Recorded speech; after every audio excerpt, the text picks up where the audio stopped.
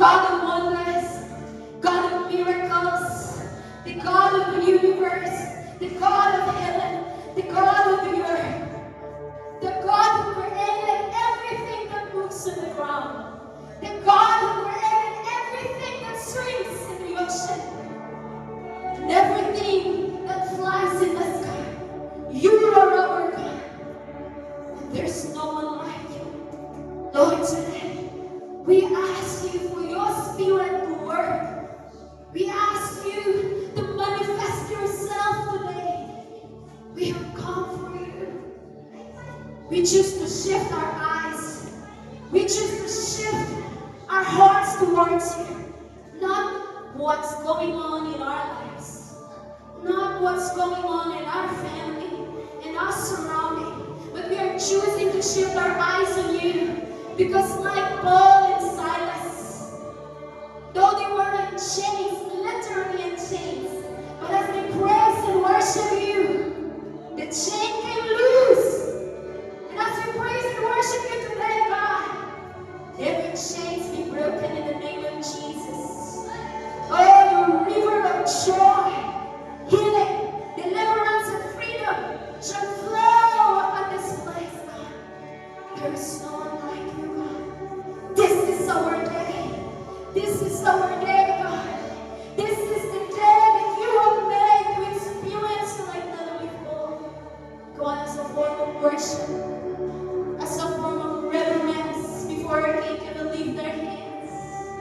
There is no one like the Lord. There is no one like you. There is hope in the Lord. There is solution in the Lord. That's the God who we are serving. Can you give him the opportunity to work in your life today? Don't harden your heart. Allow God to work. Allow God to move. Yes, hey, oh, hearts open wide, hearts open wide. Oh, we're ready. We're ready. We're ready.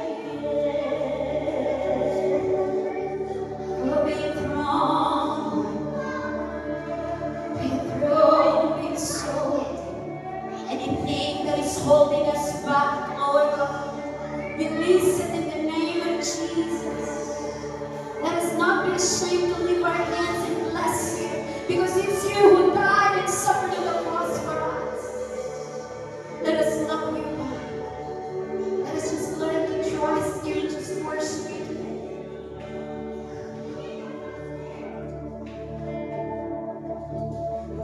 There is one on the throne. Jesus, holy,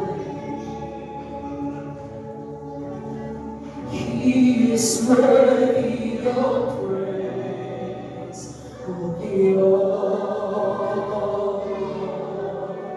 and glory. There is one on the Jesus,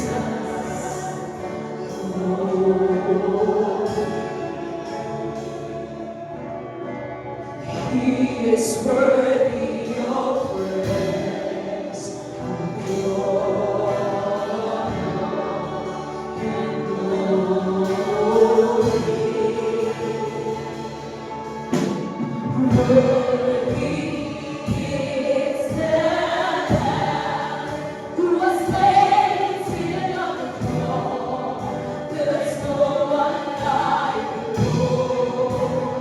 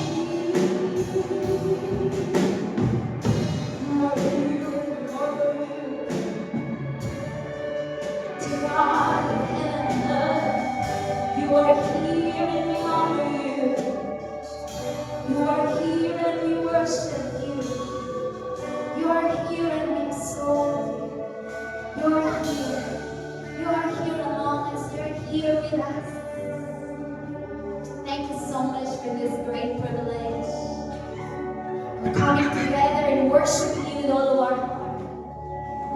Lord, let what you have deposited in each and every one of us, may you see it in our lives. May we are living in the very purpose and the very reason why you created us. Let that woman, let that man in us come out. The man and the woman that you designed in the name of Jesus. Lord, let nothing gonna stop us and allow you to live the kind of life that you designed for us right now. Let the noise of the world. Thank you that right now you are silencing every noise and you are just allowing the Spirit to work and to manifest and to move in our midst. Thank you, Lord, for this great privilege of just being in your presence. Thank you for your presence. Thank you for your move. We need to honor you. Lord, I pray na di mo kami malalagpasan. Pass by no one, God. From the youngest to the oldest, from the front to the back. Pass by no one. Each one of us. Have your way. And reign. This is part. You've orchestrated this. This part of service. This part of worship. You allow this to be part of this whole service. For us to get all that you've stored for us. And we are grateful. And we are thankful. The King of glory, the King of heaven, the King of the earth. We exalt you. Come worship Him in spirit and in truth. Worship Him in spirit and in truth. Worship Him in spirit and in truth. Jesus, Jesus, we enthrone, we enthrone, we enthrone, we enthrone. Thank you, thank you, thank you. We really do appreciate you. And we give you glory, honor, thanksgiving, and adoration. You are faithful, you are good, your love endures forever. We give you our worship, we give you our love, we give you our attention. And thank you that for the rest of the service, you will continue to work and operate in us like never before. So lift up your heads, give Him a bow, a high part of praise in the service. Hallelujah. Everyone shout hallelujah. And 1, 2, 3, hallelujah.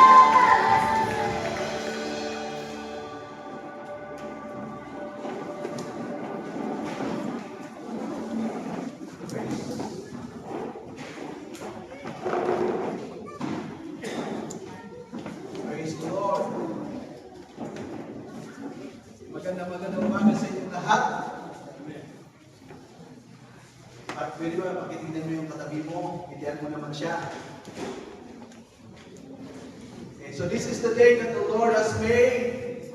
We have to rejoice. Amen. Yung mga katabi mo, nagre-rejoice ba yan? Pag hindi, kailangan yata pinitihin natin yung katabi.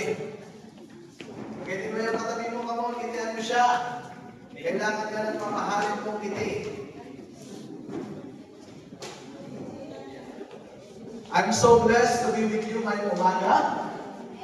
Salamat at buhay pa ako. Kayo? Nagpapasalamat pa kayo kasi buhay pa kayo? Are you thankful that you are still alive? We thank God for His goodness that we are gathered here. It's an evidence of how God or how the Lord loved each one of us. So kailangan masaya tayo. Amen? Kailangan nagre-rejoice tayo. Hallelujah. Today we're so glad. Dumating yung kapatid ko. My brother. Okay. Pastor ko. Pwede ba natin yung palamanan?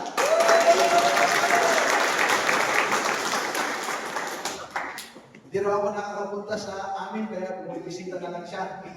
Salamat. Thank you, Pastor, for being with us. And thank you sa bawat isa sa inyo na nandito kayo. And I believe today, when you allow the Lord to move in your life, God will do great things and wonderful things sa buhay ninyo. Okay, so, do you know that It is the will of God for you to be fruitful. Alam ba niyo yun? Na gusto ni Lord mamunga ka. Gusto ni Lord fruitful ka sa bawat aspeto ng buhay mo. That is why God created us to be fruitful. Okay? Our life has a wonderful purpose. And you are the answer to Earth's problem. Yun po yung mo. Hindi ikaw ang problema, pero ikaw yung answer to Earth's problem. In your life, the impact or the influence of your life reaches from generation to generation. Ganun po yung fruitfulness na gusto ni Lord sa atin. Kaya na yung buhay mo, hindi ka lang mabubuhay, marami kang kakainin bigas, wat-wat pinikpikan, hindi lang ganun yung buhay mo. Pero gusto ni Lord, the influence of your life, the impact of your life reaches from generation to generation. Kaya siya pinupot na high.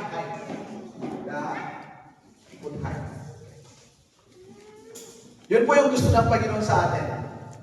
Okay? That's why how we live our life matters. How we live our life matters. Kaya mahalaga paano tayo nabubuhay. Okay? Kung yung mga champion, sinong kilala yung mga champion? Pacquiao. Diba? Go. Greatest of all time. Sino pa? Reyes, Villar. Sino pa ang kilala ng mga champion? Meron ba? Kung yung mga champion, they have coach so that they would be champion, ganoon din sa atin. God wants us to be champion. God wants you to be champion in life. That's why the Lord has given us a coach and a manual. Amen? God has given us a manual for life so we could be champions in life. Hello? Champions in life. And I want us to read today yung manual na yun that will make us champions in life. Sa John chapter 15 verse 4 to 10. In John chapter 15 verse 4 to 10. Can I ask the gentleman na basahin yung 4 to 6? And the ladies, 7 to 8. Diyan ba kayo mga gentlemen? Okay, are you ready? 1, 2, 3, go! Remain in me, as also remain in you. No branch can bear fruit by itself. It must remain in the vine. Neither can you bear fruit unless you remain in me. I am the vine, you are the branches. If you remain in me, and I in you, you will bear much fruit. Apart from me, you can do nothing. If you do not remain in me, you are like a branch that is thrown away and withers. Such branches are picked up, thrown into the fire and burned. Please. If you remain in me, and my words remain in you, ask whatever you wish, and it will be done for you. This is my Father's glory, that you bear much fruit, showing yourselves to be my disciples. As the Father has loved me, so have I loved you. Now remain in my love. If you keep my commands, you will remain in my love, just as I have kept my Father's commands and remain in his love. Amen? Okay? Ito po yung isang manual, verses in the Bible that the Lord has given us for us to become champions. Sabi niya na, yung word na very important ay yung remain. Can you say remain? Remain. Remain. So yun po yung last Sunday I shared about, ay yung remain in Christ. If we want to become fruitful, kailangan mag-remain tayo in Christ. Amen? Because apart from Christ, we are nothing. It's like a tree na mayroong branches. Jesus is the vine. Diyan puon, natayo niya isa nga. Kapag ikatod niya isa nga, nagbunga, matay. Slowly, surely, it will die. Hello? So that's why yung key for us, so that we become champions in life, the key for us, so that our life will become effective, productive, kailangan we have to remain in Christ. So yung remain, we have to understand yung word na remain. Last Sunday I shared too, yung unang connection. We must be connected to Christ. You want to be fruitful, you have to be connected to Christ. Hello? Kailangan nakakonect ka kay Christ, then that's the start na magiging fruitful ka. Pangalawa, hindi lang yung connection. Kasi ang connection is about relationship. Tama? So you must be in relationship with Jesus. Are you in relationship? Are you in relationship with Jesus? Pangalawa, alignment. Okay? Connection, alignment. So, connection is not enough. Kailangan ma-align tayo kay Christ. Ibig sabihin, parehas yung nilalakaran natin. Kung saan naglalakad si Jesus, doon din tayo naglalakad. Maraming nakakonect kay Christ, pero may trouble sila in their relationship with God, in their walk with God. Why? Because they are not aligned in Christ. So we are in trouble in our relationship with Jesus because we are walking on a different way, on a different path. That's why ang alignment is we have to walk on the path that Jesus has already given us, showed us. Then I believe magiging maayos, okay, yung pagsaserve natin kay Lord. Amen? So relationship and walking on the same path. Ngayon, we will still talk on the word remain. Are you still there? Kasi mahalaga, very, very important for us to understand. Kung gusto mo yung buhay mo, hindi ka lang mamatay, okay, na ang pag-uusapan ay kung ano yung nagawang mga kamalian, dapat patay na yon. Ngayon pa lang patay na yon. So, mabuhay tayo ngayon na ang pag-uusapan ay yung magagandang bagay na naambag mo sa pamilya mo, sa community natin. Amen. That's why, remain in Christ. Okay. Pangatlo, na gusto kong i-share, yung ibig sabihin ng remain ay dwell. Can we say dwell? Pag sinabi natin dwell, sa Tagalog ay manahan or manatili. Tama? Right, class? Sa English, Filipino tayo ngayon. Okay? Pag sinabing dwell, manahan, tumira, manatili. Okay, sabi niya sa Psalms 23 verse 6, surely your goodness and love will follow me all the days of my life, and I will dwell in the house of the Lord forever. Grabe. That's why He is the greatest King. Ito si King David. Sabi na, surely your goodness will come in my life. Pero the more I want to dwell in your house. So ngayon po, we are in the house of our Father. Amen. Of our God. Welcome to your home. Amen? Welcome. We're glad you are here. This is where you belong. You are our family. So we are a family. Okay, dito mo yung katabi mo. Kamsat mo na ita. Salamat ay may nakita na ita. Kamsat mo. Makatatang lang na makita na ita. Okay, so sabi ni King David, okay, I want to dwell in your house forever. Gusto naman natin maging mapunga. We have to choose na piliin tumira sa bahay ng ating Panginoon.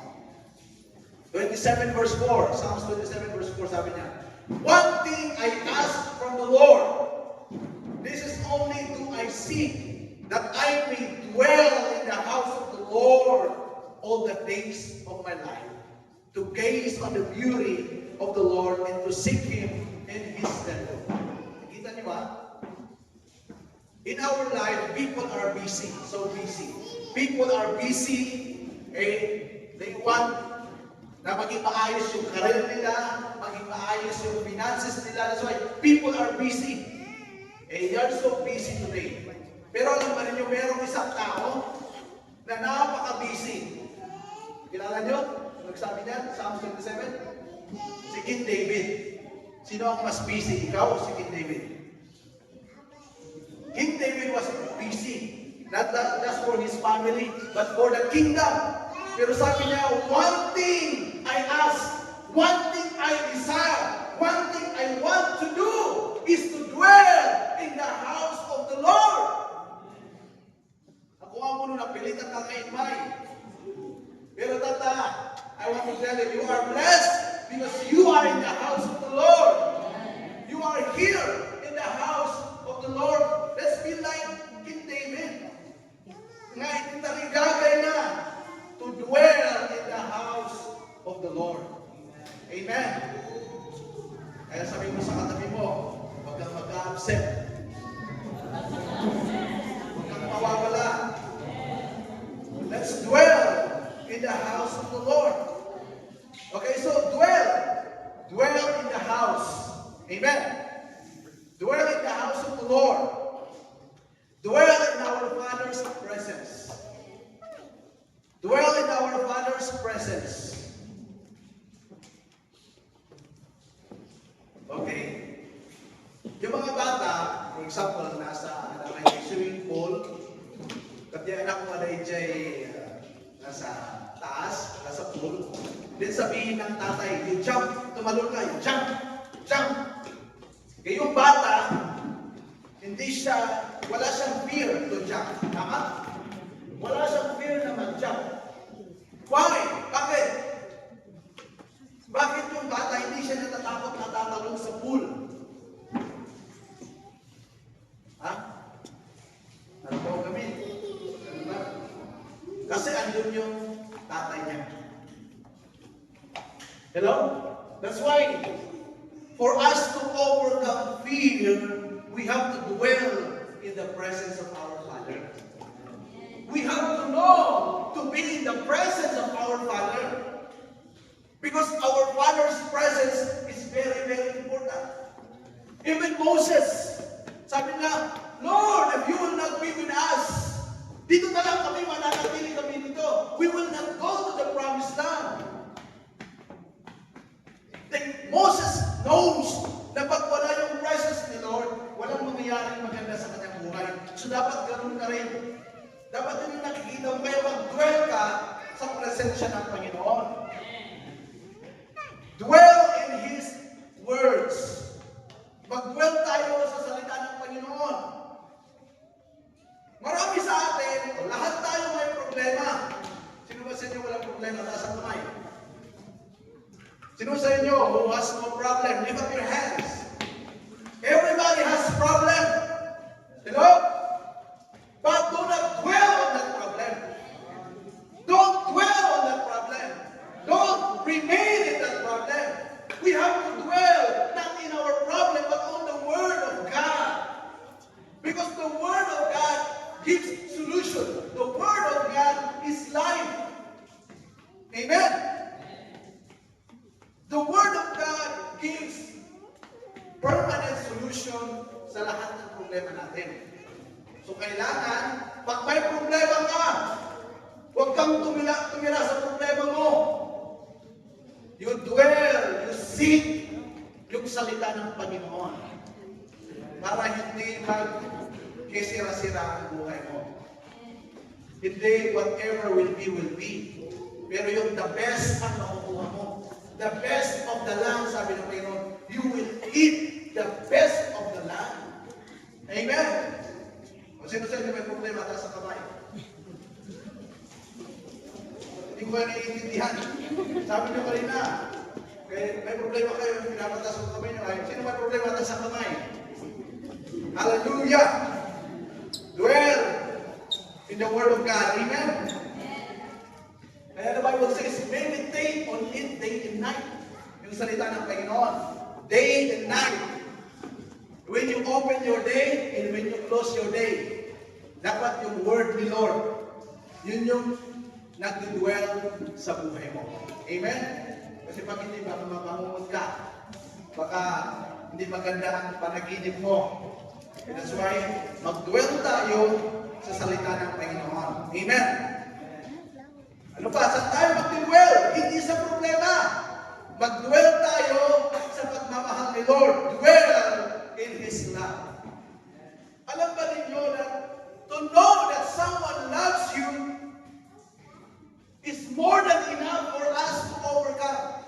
Sometimes, to know that someone loves you and cares for you is more than enough to give you the strength to overcome and move forward. Amen? Because love is powerful. Sabi mo sa kami mo, love is powerful. Tama? Kahit pag in love yung tao, grabe.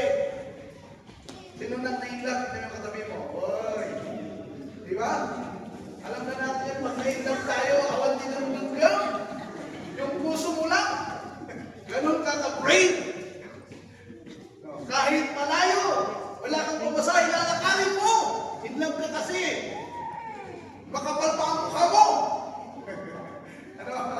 Ganun po tayo. That's why to know that someone loves us is more than enough for us to overcome our problems. And dwell in the love of your Father. Dwell in the love of Christ for you. And that's more than enough.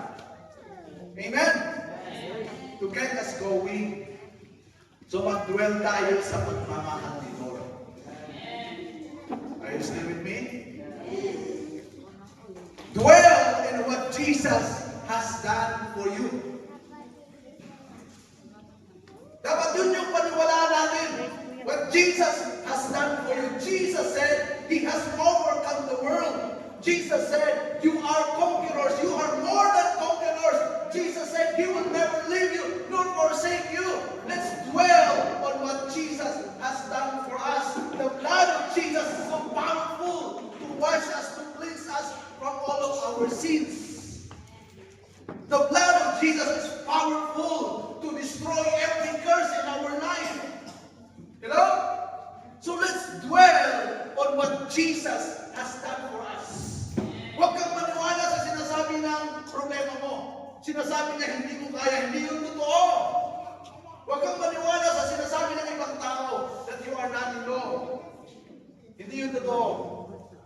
Because you are something in Christ. In Christ, you are a new creation. In Christ. Okay? Yung pangit na ikaw, namatay na. Amen? Ganun din ako. Kaya nakapag-asawa ko ng maganda. Sa yung pangit na ako, namatay na. Even physically. Praise God. Kaya nung nakita ako ng asawa ko, wow, guwapo ko ah. Yes, agad. Mahirap na. Hallelujah. Kaya huwag kayong yung mga kabataan, huwag kayong masyadong magmadali. In Christ, you are a new creation. Amen? Yeah. Hallelujah. Praise the Lord. So dwell in what Jesus has done for us. Ano pa? Saan tayo mag-dwell? Huwag tayong mag-dwell sa panic. Huwag tayong mag-dwell sa negative. Mag-dwell tayo in the Holy Spirit. Let's dwell in the Holy Spirit. Because Jesus said, I will ask the Father to send yung Comforter. Kaya pwede kang laging masaya. Amen? May problema ka, pero masaya ka. Kasi sabi ni Jesus, I will ask the Father to send yung Comforter. Amen? So is it possible for us to become joyful always?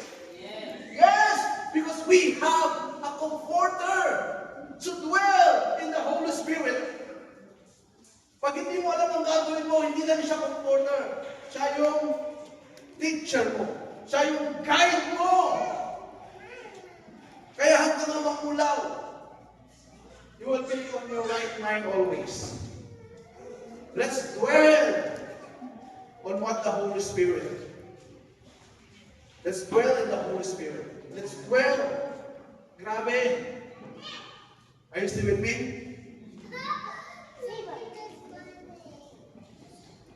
Yung word pa lang na remain, grabe na so powerful. Amen?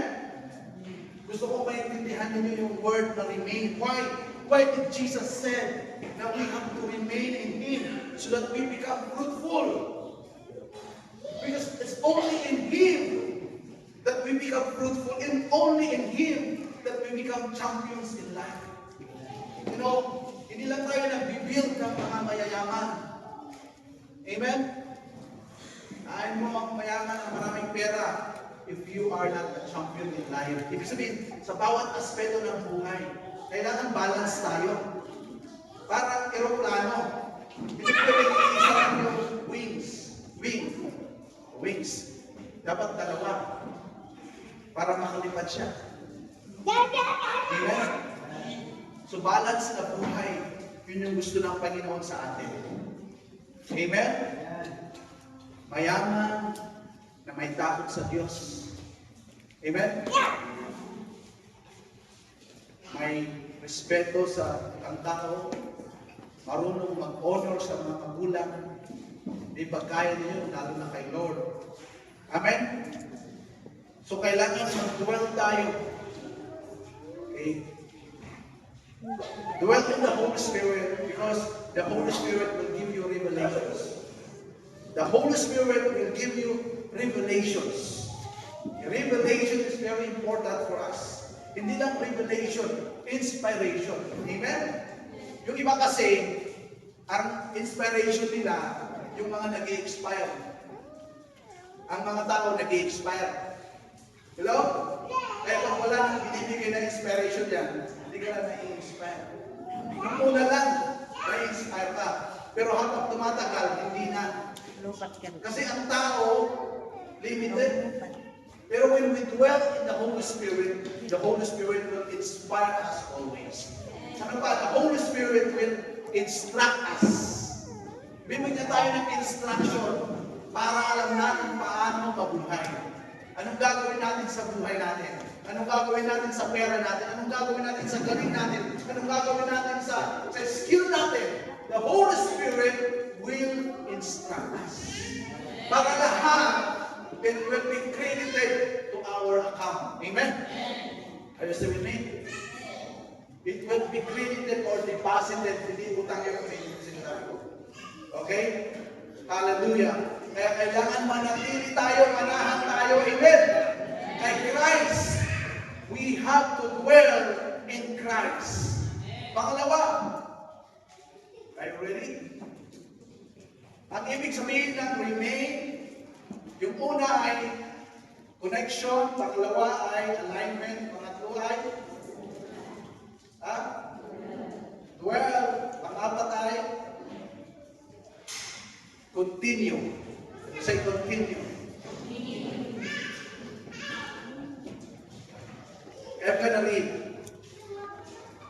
sa Psalms 100 verse 5, sabi niya, for the Lord is good and His love endures forever.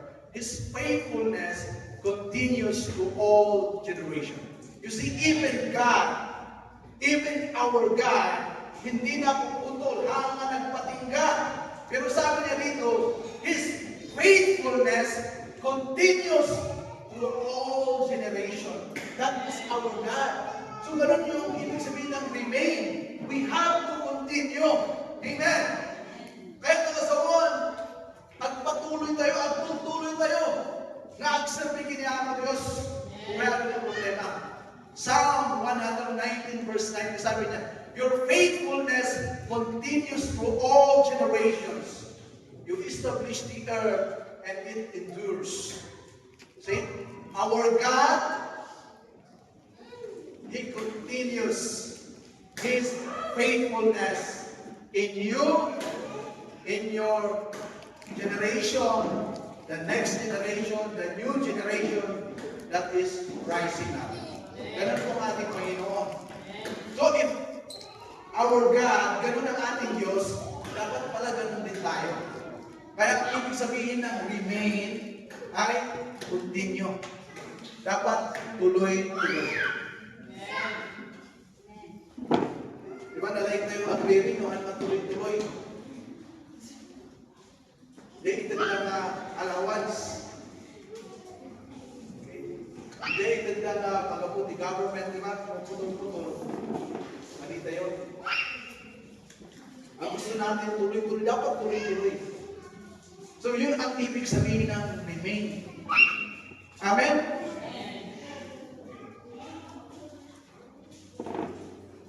Genesis 26 verse 13 and 15. 12 and 13, sorry. Pwede ba makita siya? Genesis 26, 12 and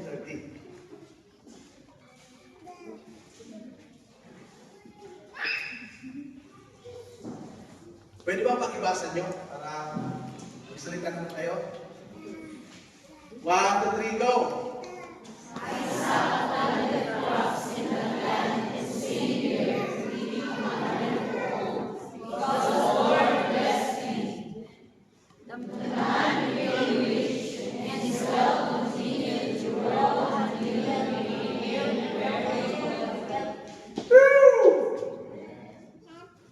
Ano bang nagpapatuloy sa'yo?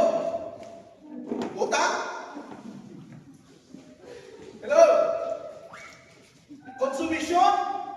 Ano bang nagkukontinue sa buhay mo? This man, his name is Juan Isaac, planted crops. Okay? And nag-reap siya ng 100-fold because the Lord blessed him. Why did the Lord bless him? Because he remained in Christ, in the Lord. The man became rich and his wealth continued to grow. Hallelujah. Gusto niyo ba ng gano'n? Until he became very wealthy. So dapat pala merong nagpo-continue sa buhay mo. Remain, ibig sabihin, continue. Ano ba yung mga bagay? Ano ba yung mga mahalagang bagay sa buhay mo na dapat nagpo-continue? Are you still with me? Yun ang gusto kong maintindihan natin. Ano ba yung dapat nagpapatuloy sa buhay ko?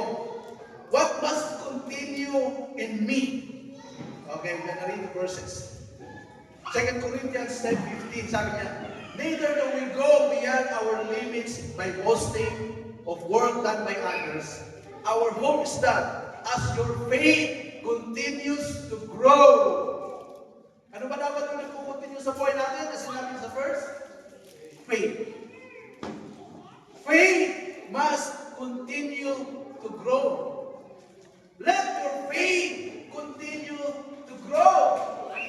Hello? Because how can we overcome yung fear? If you have no faith, you have fear. If you have faith, you have no fear. So for us to overcome our fear of our tomorrow, of our future, we have to allow our faith to continue to grow.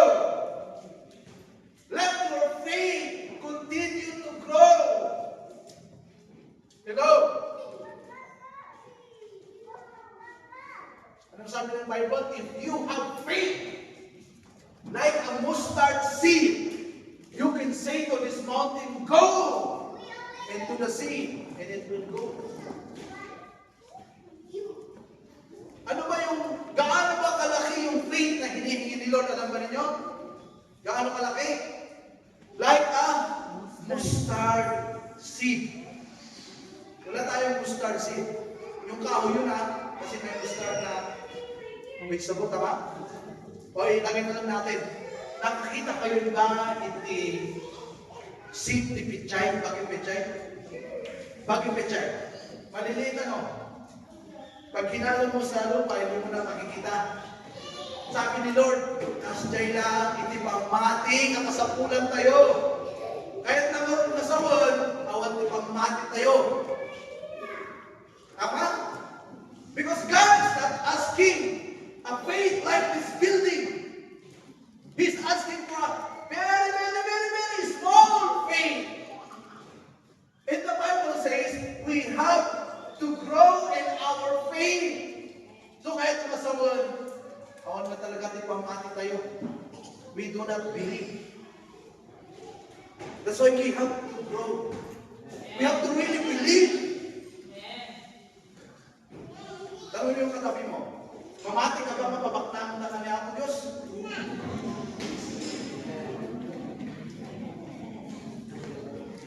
Mamati ka ba nga ito tuloy ka sa sayaan ng partner mo iti panagbiyak?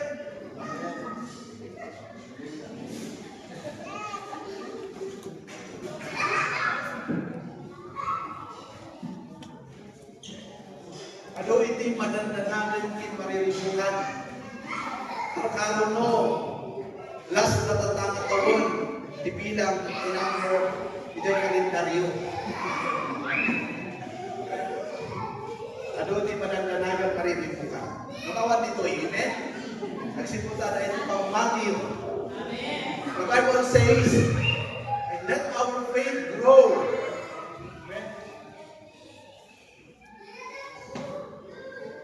Next, Acts 4:33.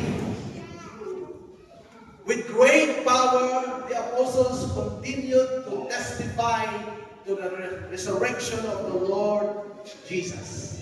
And God's grace was so powerfully at work in them all. Okay, sabi niya, kailangan mag-continue yung pag-testify natin. Amen? You have to testify what the Lord has done in your life. Sino sa inyo nag-testify na? Nasa kamay. Tignan mo, sino na nag-testify? Nag-testify ka sa magulang mo, sa kapatid mo, sa classmate mo, okay, sa kaibigan mo. Sinabi mo na, alam mo, masaya ako na naging Kristiyano. Kasi mayroong binago si Lord sa buhay ko. At patuloy na pinabago niya yung buhay ko. Hindi daw po chismis ang dapat nagpo-continue. Hindi marites at maritos. Pero dapat yung pag-testify, dapat yun yung nagpo-continue to grow in us. Amen? Mukhang manusot kayo lahat. Gutom na ba kayo? Tamang-tama, kumakain tayo ng San Lord. Okay, meron tayong goal. Every Sunday, magdala tayo ng isa. Amen? That's our goal. Pero hindi yun mangyayari if you are silent. The Bible says, you have to testify. You have to say. You have to open your mouth. You have to declare. You have to share. Yun po ang testify. Amen? Marami sa atin matagal na tayong Kristiyano, pero hanggang ngayon, tamimi pa rin tayo. Hanggang ngayon, mabutang tayo pa yung mga bagay na kinibag niya ako Diyos. No, the Bible says, dapat yung nagpo-continue sa atin ay yung pag-testify of the resurrection of Jesus Christ. Of what Jesus has done for us, can do, and He can do to other people. So I believe this coming Sunday, pag wala ng ulan, hanggang doon uli ang upuan natin. Amen? Amen? Hanggang doon uli. Kasi ibig sabihin pala ng remain, I will continue to testify what the Lord is doing in my life. Amen? Meron bang ginawa si Lord sa buhay mo? Yun lang pag wala ka talaga i-testify. Amen? Pero alam mo meron. The Lord has done something great, wonderful in your life. So you have something to testify. Sabi ni Bishop Uriel, kwento. Meron kang ikikwento. Mahilig kayo sa kwento? Hindi sa kwento. Amen? Continue to kwento what Jesus has done for you. Amen? Maraming verse. Acts 12:24. But the word of God continued to spread and flourish.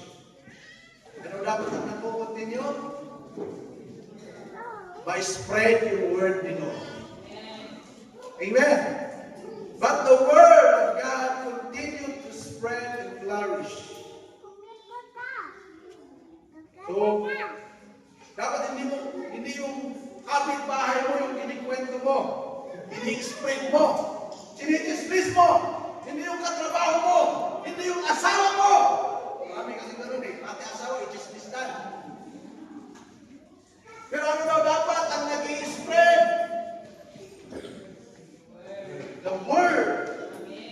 The Word of God must continue to spread in your home, in your school, in your campus, in our community. Yung dapat yung nagko-continue. Yun ang ibig sabihin to remain in Christ. To remain in Christ, ang ibig sabihin na maupo ka lang dyan. Makinig ka lang. That's good what you're doing. You're listening, you are writing. Pero ang dami mo nang nasulat, ang dami mo nang napakinggan. Sabi ni Lord, it's time to let yung mga sinulat mo na yan kumawala. Amen? It's time to speak the Word of God. To declare the Word of God. It's time the Word of God yun yung maghari sa bawat buhay ng isang tao. Because I believe if it's the Word of God, then everybody will have the fear of the Lord. Ang bansa natin may pag-asa if we spread the Word of God. If we continue to testify, ang bansang Pilipinas mayroong pag-asa. Amen.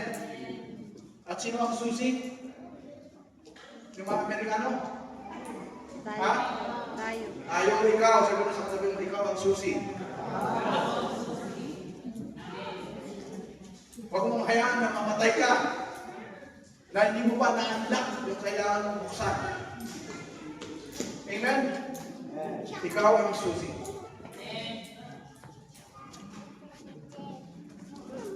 What is that?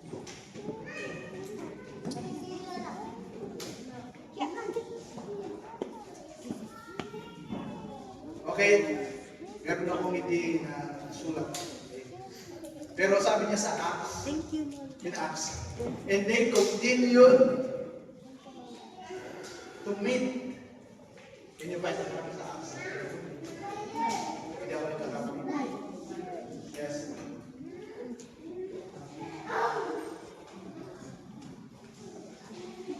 Okay. So understand yung word na remain. Ang word na remain, dapat connected ka kay Christ, dapat naka-align ka kay Christ. Para yung example ko sa sasakyan, yung timing belt, kailangan naka-timing ka. Kasi pag hindi, pangit ang andar mo. Kaya maraming pangit ang andar ng buhay kasi hindi naka-align, hindi naka-timing yung buhay nila kay Christ. Pangatlo, kailangan dapat dwell. Huwag tayong tumira sa problema. Tumira tayo sa pangako ni Lord sa buhay natin. Tumira tayo sa kung anong ginawa ni Kristo sa atin. Pang-apat ay continue. Wala? Yung mahanap? Acts 2. I want us to read this one. Okay? 1, 2, 3, go! Every day we continue to live together in temple courts. They broke bread in their homes and ate together with glad and sincere hearts. Ano daw ang ginawa nila? Ha? Hindi? Amen. Sino sa inyo yung month ng ano ba yun? August? Ilan ang absent mo sa church? Grabe, matindi sila every day. Every day. Next month, every day na rin tayo. Amen? Hindi. Full gospel tayo, di ba? We follow the Bible. Tignan nyo ha. Every day. Day. Hindi lang isa. Day. Enjoy, marami yan. Lahat sila. They continued to meet together in the temple courts.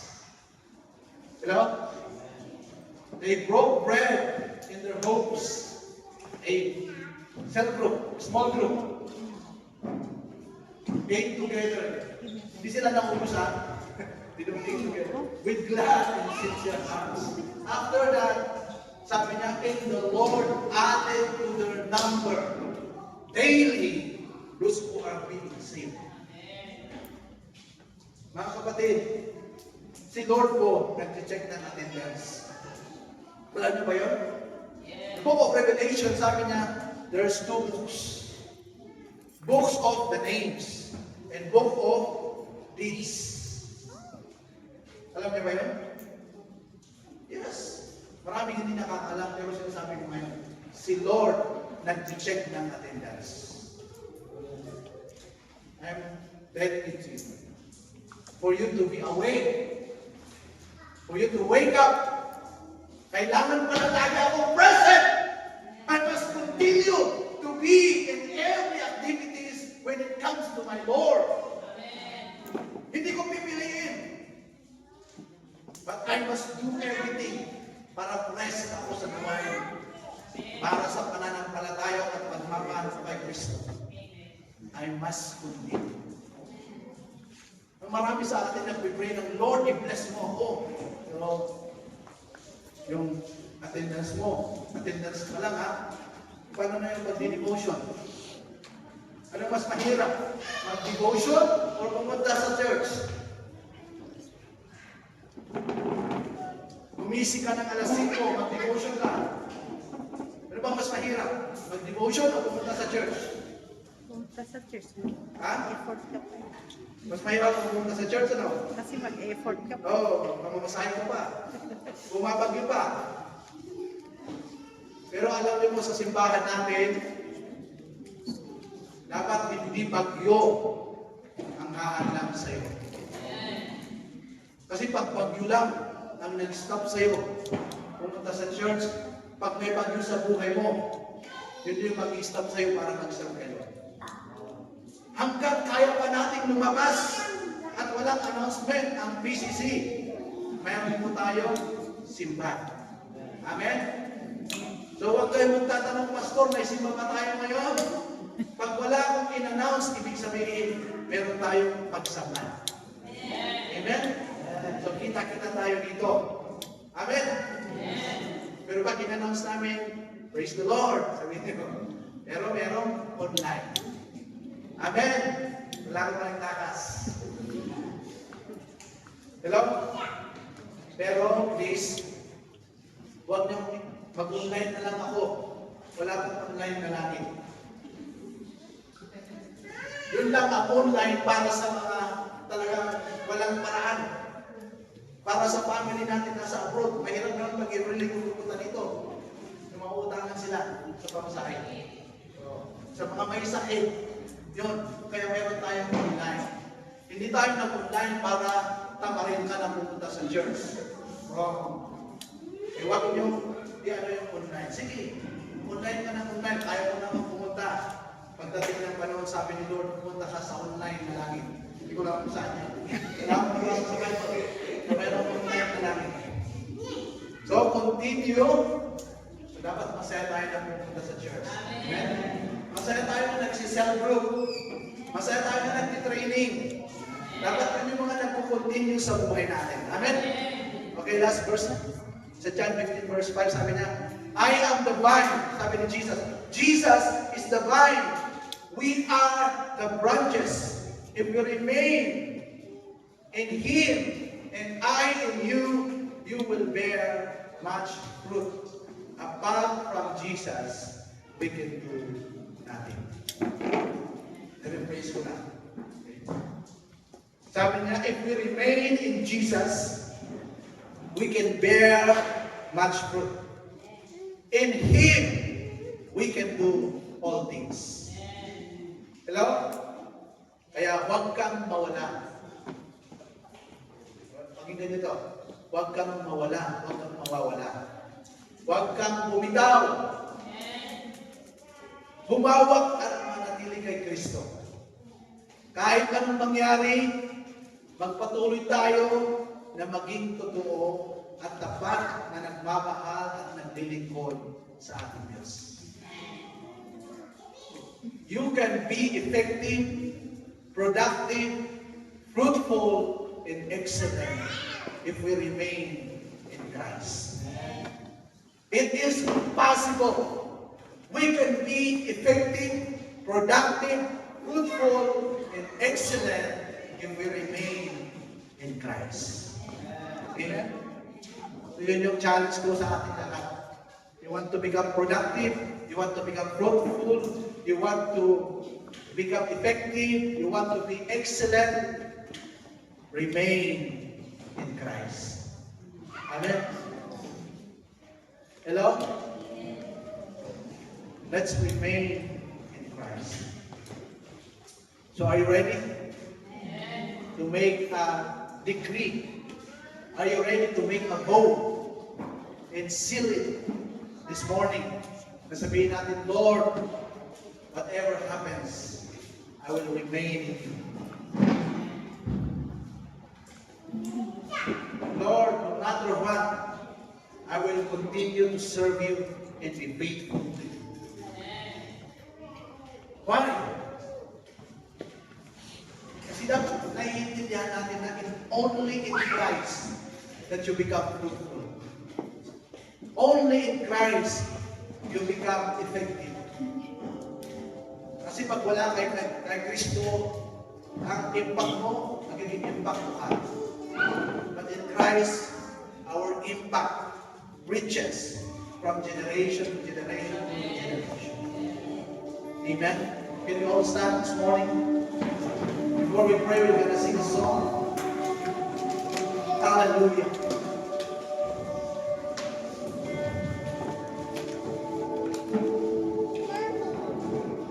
Praise God.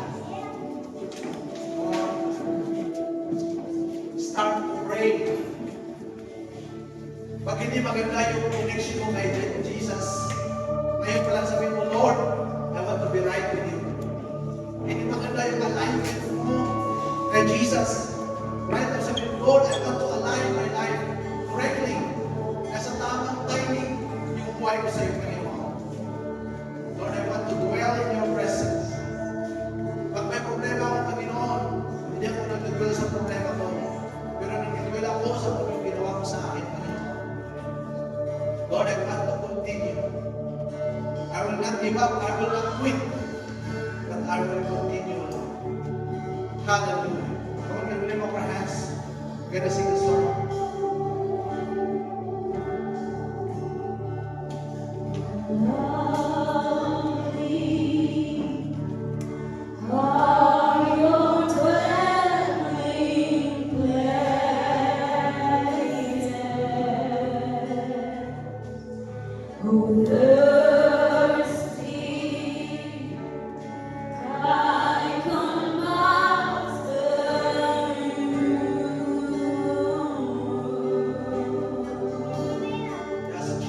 Yes, Jesus. Jesus, my joy, my reward, because brings joy in my soul.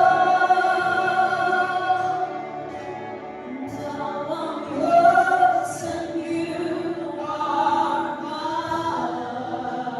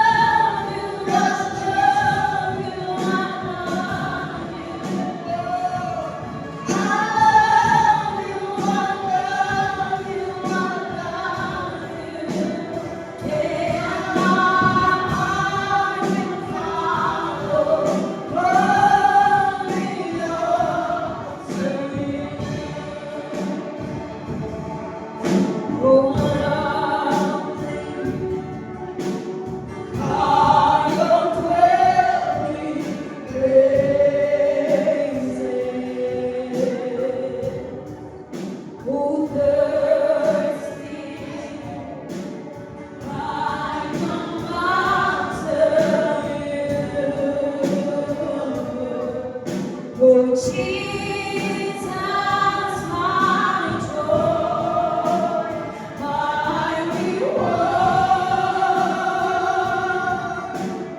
Your love's restoring my soul. Now I'm yours and you are mine. And from my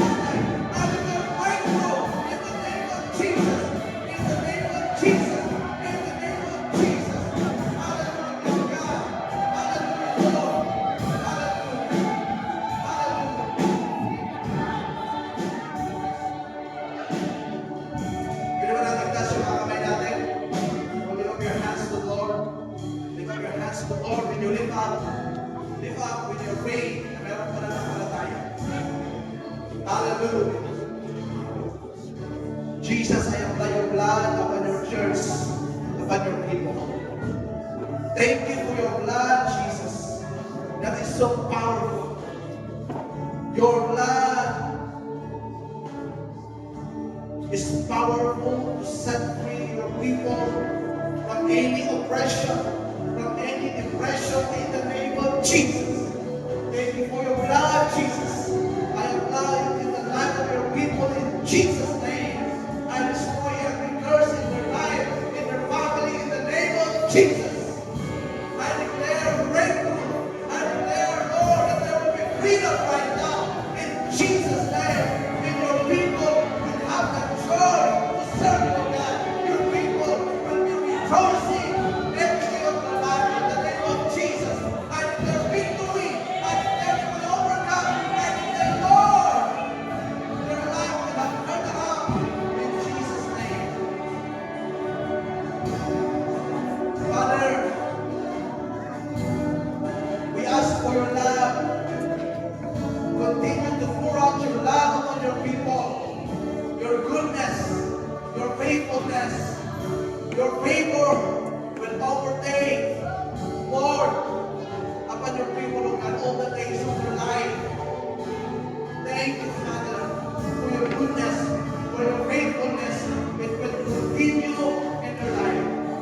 Jesus, thank you for the victory that you have done for your people. I declare that every day, every single one of them, every single one of us will be victorious in our life, oh God. I declare victory. I declare we will overcome in your name, Jesus. Holy Spirit, let your comfort be upon your people. Comfort your people, Holy Spirit. Comfort your people, Holy Spirit. You lead them, you guide them, you teach them, so that they will live a life that is pleasing to you, God. Father, I give you praise. I give you glory, for you are amazing. You are wonderful. Father, I believe, Lord, that this church will remain in Christ.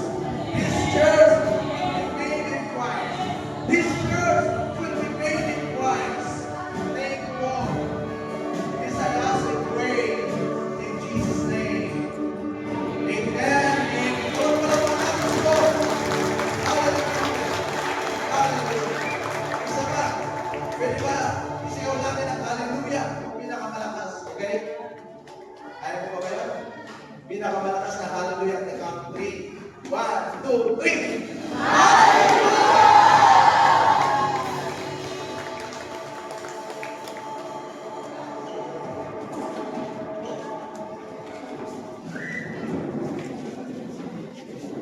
Tingnan mo katabi mo. O, sabihin mo naman, appreciate mo, gumaganda, gumugwapo. Dahil sa presence ni Lord. Amen? Yes, because of the Lord. Come on, let's pray for our tithes and our offering. Pakihawa ka ng tithes and offering. And sabihin natin, Lord, this is my seed. I'm gonna live for you. Lord God, we thank you so much because you are faithful, amazing, and wonderful. Thank you because when we dwell in you, and when we continue to live for you, to do what you want us to do, our lives will never be the same again.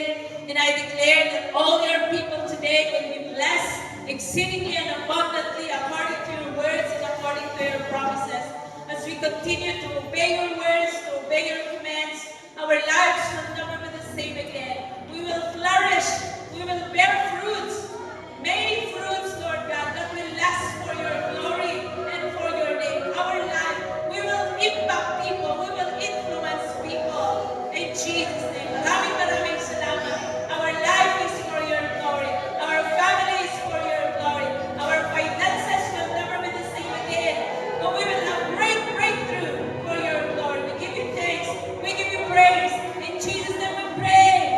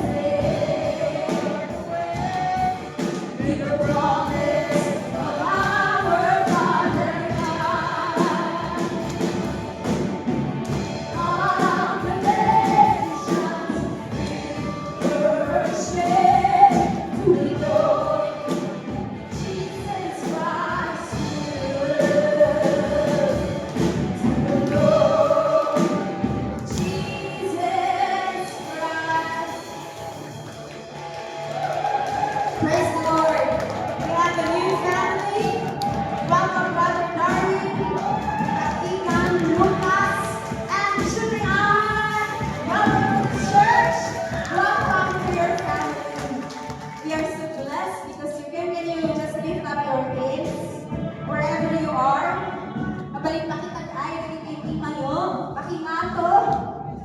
Ala.